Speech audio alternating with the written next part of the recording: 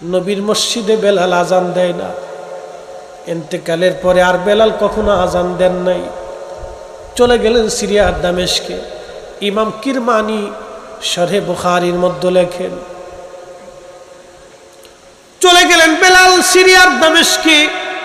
চলে যাওয়ার পরে হযরত আবু বকরের জমানায় বেলাল সিরিয়াতে চলে যাওয়ার পরে রাত্রিবেলা ঘুমিয়ে আছে।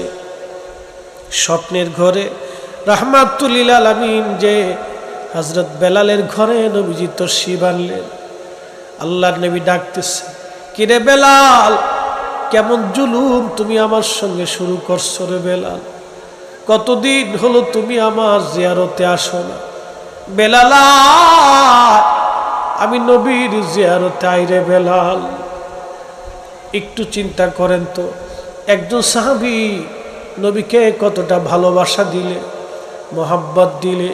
কলিজায় মোহাব্বত থাকলে সাহাবীকে নবী জিয়ারতের জন্য ডাকতে যায়, আয় আয়, কতদিন হলো তুমি আমার জিয়ারতে আসো না। বেলাল, আয়, আমি নবীর জিয়ারতে আয়।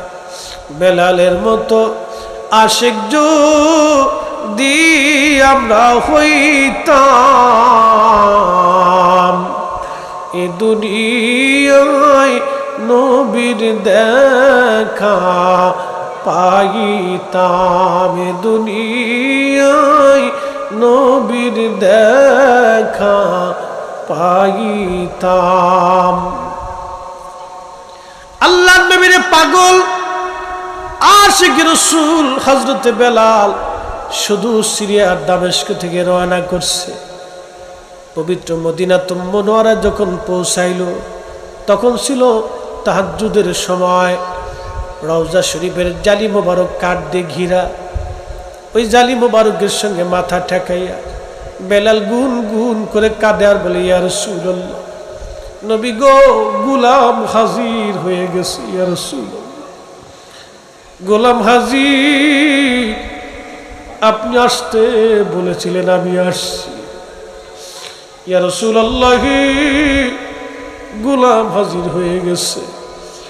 আপনি আসতে বলেছিলেন, আমি বেলাল আপনার কদম মোবারকে আসছি গো নবীজি।